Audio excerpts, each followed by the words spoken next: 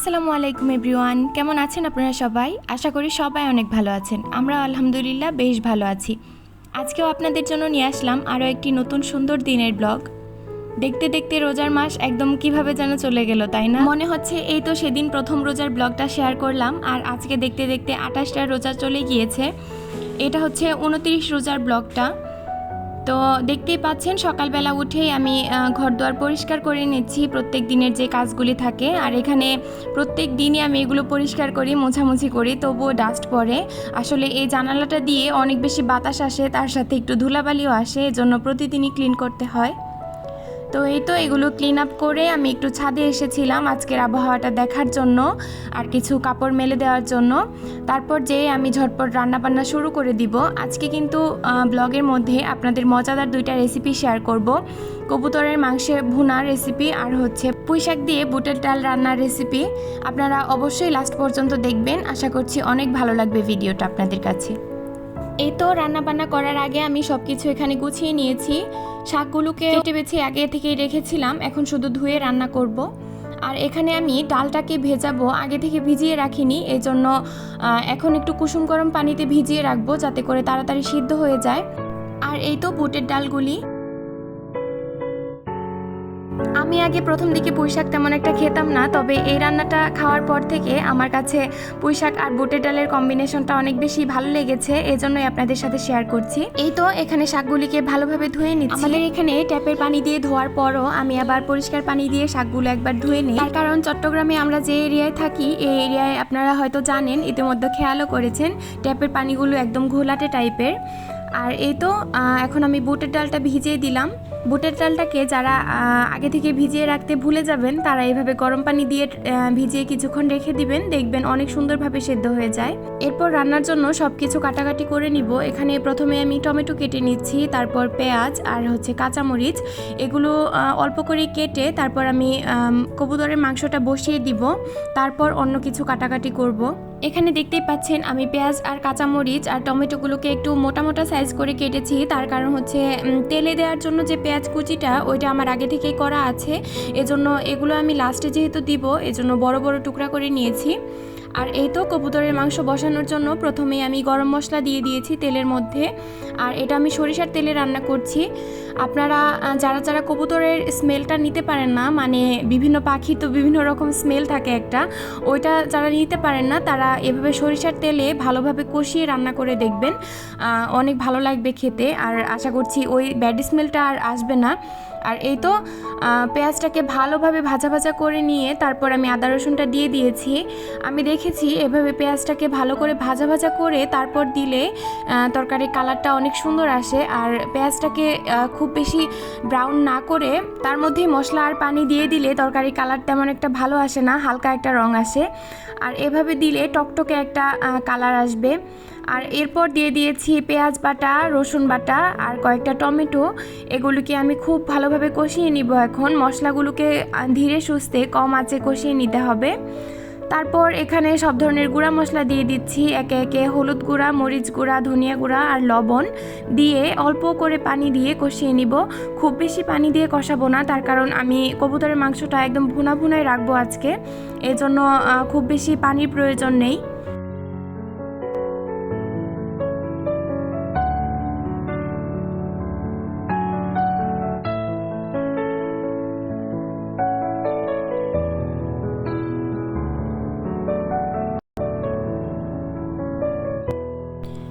দেখতেই পাচ্ছেন মশলাগুলো কষানো হয়ে গিয়েছে, তার কারণ উপর থেকে তেলগুলো ভেসে উঠেছে।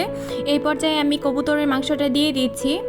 কবুতরের মাংসে এই উপরের যে চামড়াটা থাকে এটাই হচ্ছে আসল মজার একটা জিনিস, এটা ফেলে দিলে তেমন একটা মজা হয় না তরকারিটা। এটা নেওয়া হচ্ছে সব থেকে বেশি ঝামেলার, এটাকে অনেক ছোট ছোট পশম থাকে যেগুলি বাঁচতে অনেক সময় লাগে আর অনেক কষ্টও হয়, তবুও নিজের হাতে কষ্ট করে করে নিলে ভালোভাবে খাওয়া যায়।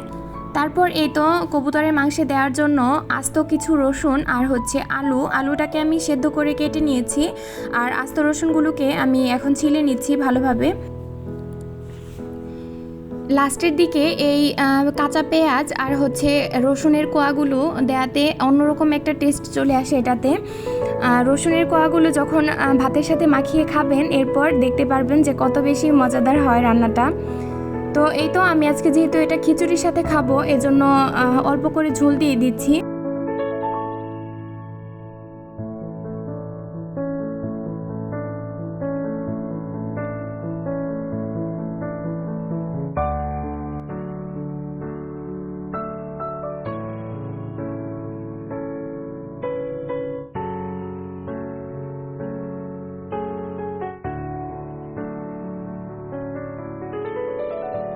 আর এই তো দেখতেই পাচ্ছেন ছোট্ট একটা লেগ পিস, কবুতরের লেগ পিস।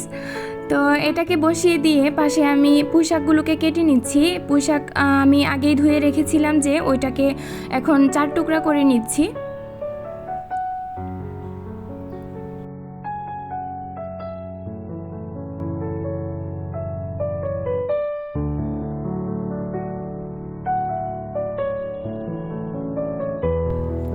এটা কাটতে কাটতেই আমার কবুতরের মাংসটা একদম রান্না হয়ে গিয়েছে। এখন লাস্ট পর্যায়ে আমি আবার দিয়ে দিচ্ছি অল্প করে জিরার গুঁড়া আর হচ্ছে কাঁচা পেঁয়াজ আর হচ্ছে কাঁচা মরিচ। সময় অন্যান্য ভাজা পোড়া আইটেমগুলো বানাবো না, আজকে এই খিচুড়ি আর মাংস দিয়ে আমাদের সুন্দরভাবে হয়ে যাবে।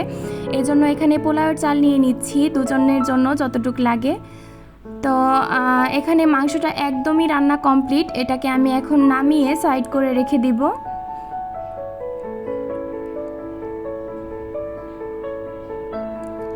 তারপর পোলাওয়ের চালটাকে ভালোভাবে ধুয়ে কিছুক্ষণ ভিজিয়ে রাখবো।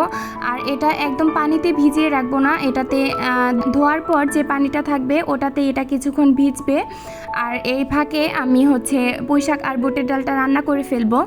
এভাবেই হচ্ছে ঝড়ের গতিতে প্রত্যেক দিন কাজ করতে হয়। আপনাদের সাথে দিনের কোনো না কোনো অংশ শেয়ার করি, কোনো দিন ইফতার, কোনো দিন বা অন্যান্য কিছু। তো এই তো আজকে সব কিছুই শেয়ার করছি যে কিভাবে সব কিছু আমি করে থাকি সারাদিনের মধ্যে। আর কালকের ব্লগটা কিন্তু অনেক বেশি স্পেশাল আসতে চলেছে, আপনারা কিন্তু কোনোভাবেই মিস করবেন না। ঈদের ব্লগ আর হচ্ছে চাঁদ রাতের ব্লগ এগুলি আমি অনেক ভালোভাবে সাজিয়েছি, ইনশাল্লাহ আপনাদের সাথে শেয়ার করার ইচ্ছা আছে। তো এই তো বুটের ডালটা বসানোর জন্য আমি একটা কড়াইয়ে তেল দিয়ে দিয়েছি, তারপর দিয়েছি পেঁয়াজ কুচি। আপনারা এই রেসিপিটা দেখে রাখতে পারেন, আমি আশা করছি আপনাদের কাছে অনেক বেশি ভালো লাগবে আর অনেক হেলদিও রেসিপিটা। তারপর পেঁয়াজটাকে খুব বেশি ব্রাউন করব না, হালকা ভাজা হওয়ার পরই আমি দিয়ে দিয়েছি কাঁচামরিচ। কাঁচামরিচটা দেওয়ার পর আমি এখানে বুটের ডালগুলো দিয়ে তারপর পানি দিয়ে দিব পরিমাণ মতো। এখানে খুব বেশি পানি দেওয়া যাবে না, বেশি পানি হয়ে গেলে আবার পুঁইশাক থেকে ঝোলটা বেশি হয়ে যাবে। একদম মাখা মাখা টাইপের যেন হয়, এইভাবে আমি রান্নাটা করব। তারপর এখানে অল্প করে দিয়েছি আদা রসুন বাটা আর লবণ, আর তেমন কিছুই দিব না। হলুদটা আমি এরপরে অ্যাড করব, ডালগুলো যখন সিদ্ধ হয়ে যাবে এরপর হলুদ অ্যাড করব। এখন শুধু লবণ আর আদা রসুন বাটাটা দিয়েছি।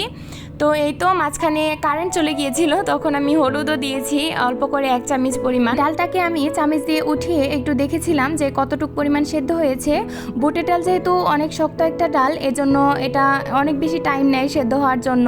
তো যখন 80-90% সেদ্ধ হয়ে যাবে তখন আপনারা পুঁইশাকটা অ্যাড করবেন, তার কারণ পুঁইশাক দেওয়ার পর খুব বেশিক্ষণ রাখা যাবে না, খুব দ্রুত নামিয়ে ফেলতে হবে। আর চুলার হিটটা অবশ্যই একদম ফুল রাখতে হবে, তা না হলে পুঁইশাকের কালারটা একদম নষ্ট হয়ে যাবে।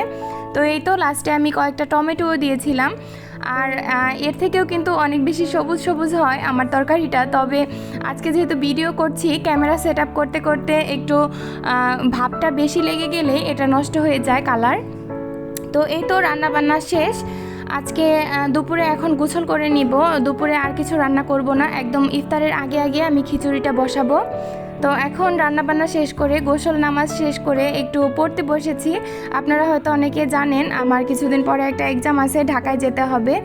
তো ইনশাল্লাহ সবগুলো ব্লগই আপনাদের সাথে শেয়ার করব। আর পড়তে বসে পড়া আর কি হবে, যতক্ষণ বসেছিলাম ততক্ষণ ঈদ ক্যালেন্ডারের দিকে তাকিয়েছিলাম, মনে হয় যে আর কতদিন বাকি আছে, কতদিন পরে বাড়িতে যাব। অমনি চলে আসে আমার হাজব্যান্ড আসার সময় আজকে আবার একটা তরমুজ নিয়ে এসেছে। সে আবার অনেক দেখে শুনে নাকি নিয়ে এসেছে, এটা ভেতরে কেটে তারপর নিয়ে এসেছে।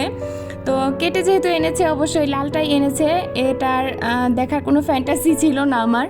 তো আর এনেছিল চিকন জিলাপি। এই জিলাপিটা অনেক বেশি মজা, ইফতারের পরে খেতে অনেক বেশি ভালো লাগে। আর এই তো ইফতারের বেশিক্ষণ টাইম ছিল না, এই জন্য আমি ঝটপট করে খিচুড়িটা রান্না করে নিয়েছি। আপনাদের সাথে আর শেয়ার করতে পারিনি, ইনশাল্লাহ অন্য একদিন শেয়ার করে দিব। আর এই তো ইফতারের আগে আগে আমি সালাদগুলো মাখিয়ে নিচ্ছি, আর হচ্ছে তরকারিটা একটু গরম করে তারপর বেড়ে নিচ্ছি। ইফতারের আগ মুহূর্তে অনেক বেশি তাড়াহুড়া লেগে যায়। প্রত্যেক দিনই ট্রাই করি অনেক আগে থেকে কাজ শুরু করব, তবুও কেন যেন দেরি হয়ে যায়। তো এই তো দেখতে দেখতে রমজান মাস শেষ হয়ে গেল, আজকে আর কালকেই শেষ ইফতার ইনশাআল্লাহ। অন্যান্য মাস যত বেশি তাড়াতাড়ি না যায়, আমার কাছে মনে হয় এই রোজার মাসটা বেশি তাড়াতাড়ি যায়। তারপরও ঈদ আসছে বলে অনেক বেশি আনন্দ হচ্ছে মনের ভেতরে, কেমন যেন একটা নতুন প্লেস বলে হয়তো বা খুশি খুশি লাগছে। তবে বাড়ি থেকে দূরে আছি, এজন্য অনেক বেশি খারাপও লাগছে। তো যাই হোক, অনেক বেশি প্ল্যান আছে আমার এবারের ঈদ ঘিরে, ইনশাল্লাহ আপনাদের সাথে সব কিছু ভিডিওতে শেয়ার করব। সেসব দেখতে হলে কিন্তু অবশ্যই চ্যানেলটাকে সাবস্ক্রাইব করে রাখতে হবে। যারা যারা এখন পর্যন্ত সাবস্ক্রাইব করেননি তারা কিন্তু চাইলে এক্ষুনি করে নিতে পারেন। আর আজকের ভিডিওটা ভালো লাগলে এখনই একটা লাইক দিতে পারেন। তো কথা হবে আবার নেক্সট ভিডিওতে, সে পর্যন্ত সবাই ভালো থাকবেন, সুস্থ থাকবেন। আল্লাহ হাফেজ।